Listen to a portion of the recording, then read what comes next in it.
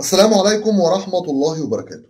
خلونا نتفق في الأول إن مفيش حد أغلى من نادي الزمالك أو أفضل من نادي الزمالك، سواء كان لاعب، سواء كان عضو، سواء كان رئيس مجلس إدارة، سواء كان مشجع، أيا كان الاسم. الزمالك هو أغلى حد في المنظومة الرياضية عندنا، والأوفى في المنظومة الرياضية كلها هو جمهور نادي الزمالك. لكن تعالى بقى أحط تحت لكن 100 خط. النهارده كلنا شفنا اللي حصل مع زيزو، وإن الراجل قالوا إن هو أخد تأشيرة عشان خاطر يروح أمريكا ويلعب مع النادي الأهلي. خلاص قلنا اقترب من النادي الاهلي. وبعد كده بعد ما التصاريح كلها بدات تنزل، زيزو نزل بيان، وهو البيان الاغرب في التاريخ. نزل بيان بيقول فيه اللي معاه عقد يطلعه، عقد انا مضيت عليه يطلعه، انا ما مضيتش لحد. تمام. كلنا قلنا خلاص الراجل بيقول ان هو فعلا مظلوم، وان الاداره فعلا جايه عليه وجايه على والده ومزعلينه وبص وما ادلوش فلوس، وكلامه صح مش هننكر، واتاخروا عليه ومحدش عاوز يفاوضه وبيتحايل عليهم. لكن ان انت لو فعلا زي ما هم بيقولوا دلوقتي فعلا انت مضيت للنادي الاهلي في 12 مارس اللي فات، يبقى انت خدعتنا اكتر من اي حد في الدنيا. انت تعرف لو انت نزلت بيان وقلت انا مضيت للاهلي لانهم هم واحد اتنين تلاته، هنزعل منك، هنشيلك الليله، لكن مش بقد زعلنا دلوقتي ان انت نزلت بيان قلت فيه ان انت ما مضيتش لحد. ليه؟ لأن الكلام اللي بيتقال إن لما زيزو راح تدريبات نادي الزمالك كانوا موجودين هناك ميدو وبعض من محبين نادي الزمالك عشان خاطر يمضوا على العقد الجديد وجايبين معاهم الفلوس. بيقول لك رفض يقعد مع أي حد وقال لهم خلاص أنا مضيت للأهلي، وبعد كده راحوا مدخلينه تدريبات منفرده ومشي، وتم استبعاده من قائمه مباراه ستيلنبوش اللي هي غدا ان شاء الله ربنا ينصر ويوفق نادي الزمالك. اللي عمله زيزو ده ناتج عن حاجات كتير. بصوا خلونا نتفق خلاص ان هو من اكتر اللعيبه اللي ضحكت على نادي الزمالك. هو اكتر لاعب، لان البيان اللي نزله ده هيدينه لطول العمر. امام عاشور هرب وعمل كوبري. اشرف بن شرقي طلع مشي وما رضيش يجدد للزمالك وقال لك انا استكفيت، ولما راح بره جه اداره الزمالك بتفاوضه، واداره الزمالك راحت ما ادتلوش الفلوس اللي هو عايزها ونزلوا العقد بتاعه والرقم اللي في العقد. فالراجل قال لك لا، بما انهم خليوا بيا بعد ما اتفقنا على رقم انا هروح الاهلي. كل دول بالنسبه لنا عادي، لكن ان انت لاخر لحظه تقول انا ما مضيتش للاهلي. يا راجل ده منزلين صوره في اعلان رمضان احنا ما خدناش بالنا منها، عيل صغير مكتوب على التيشيرت بتاعه زيزو. على العموم هو الخسران. لكن تعالوا نبص بقى للب الموضوع، واللي اهم من ده كله اداره نادي الزمالك. اداره نادي الزمالك اللي ما قدرتش في خلال سنه ونص تجدد لزيزو ولا حتى باعوه. دي حاجه.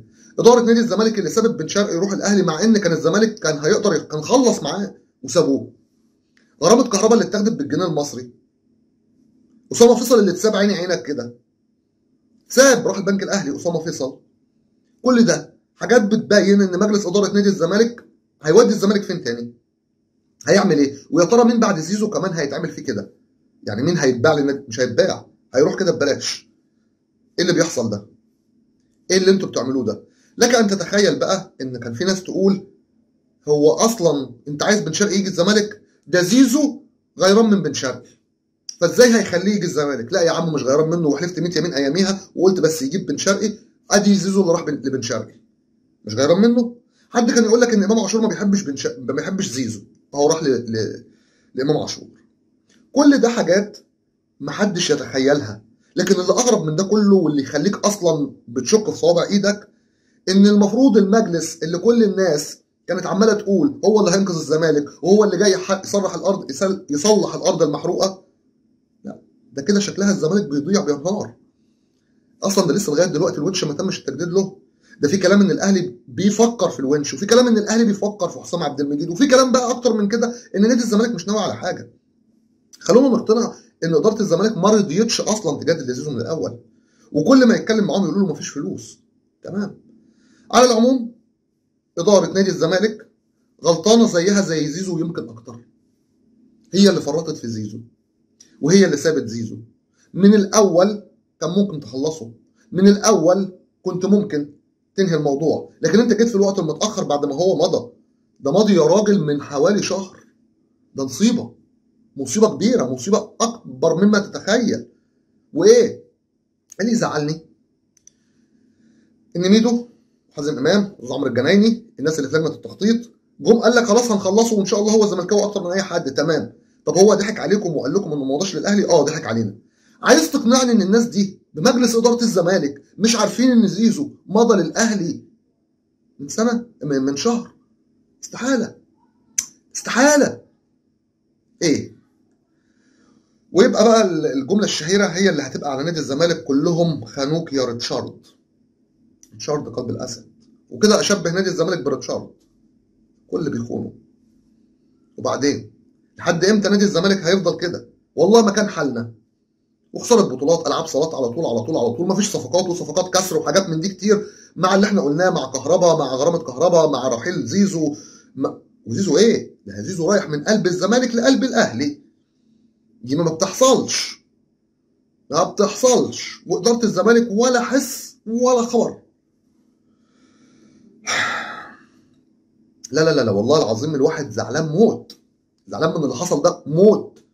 اذا كنا زعلانين من زيزو برضه زعلانين من مجلس الاداره. بس صدقوني الزمالك اكبر من اي حد، لكن كل ما انت بتخرج في نجومك كده وبتسيبه واللي بيجي بيتساهل، احنا بنضيع. والله ما كنا كده الاول. والله حتى اللي مشيوا مع المجلس السابق برئاسه المستشار مرتضى منصور مشيوا كده. انت فاهم ازاي؟ ما مشوش للاهلي، لا، عملوا حوارات عشان يمشوا. والله العظيم عملوا حوارات. طارق حامد، مصطفى فتحي، امام عاشور، كله عمل حوارات. احنا ماشيين، مش هنروح الاهلي. طارق حامد ما رضيش الزمالك، مصطفى فتحي اشترى بيراميدز. كل واحد من دول عمل حكايه، لكن ده راح من نادي الزمالك على الاهلي. مش هيبقى نجم زي ما كان في الزمالك، مش هيبقى تاريخ زي ما كان في الزمالك. والله هو الخسران، بحلف بالله هو الخسران. في امل وحيد بعد ما هو مضى للاهلي ينفع يمضي للزمالك. فلو حصل يعني، لو مضى للزمالك يبقى، او جدد للزمالك، مش مضى، جدد. هيبقى في كده حالتين: ان نادي الاهلي هيتعاقب وتوقف قيد، وزيزو يتوقف له 6 شهور لانه مضى الناديين، والاهلي يتعاقب عشان هو مضى لاعب كان على ذمه نادي لسه. ده لو حصل يعني، او كان عايز، او كان بيفكر. لكن ما اظن انها صعبه خلاص وخلصت، لان الكلام اللي بيقال انه خلاص هيتم استبعاده من نادي الزمالك من المباريات، وهو اصلا مش ناوي بيقول لك يجي تاني. ده الحوارات اللي دايره وموجوده، ومفيش اي رد من جانب اداره نادي الزمالك الى الان. هو في مجلس اداره بجد؟ والله العظيم احنا عاوزين نعرف، بس يعني مش عارفين انتوا بتعملوا ايه اللي بيتم. لك الله يا جمهور الزمالك. جمهور الزمالك اقوى من اي حد. جمهور الزمالك ما بيقفش على لاعب. لكن عايز اقول كلمه: ناس كتير بتقول انتم كجمهور زمالك انتم اللي بتمجدوا اللاعب قوي زياده عن اللزوم وبتدوا له حجم فوق حجمه. لا والله، اصل بص، في نادي الزمالك اللي مظلوم ده، والله العظيم المظلوم، للاسف احنا ما بنلاقيش نجم غير كل كام سنه. اذا كان الاهلي كل يوم بيشتري نجم ويسيبهم ويمشيهم ويجيب غيرهم واي حد بفلوسه وبيخلص، احنا ما بيظهرش عندنا كل يوم زيزو.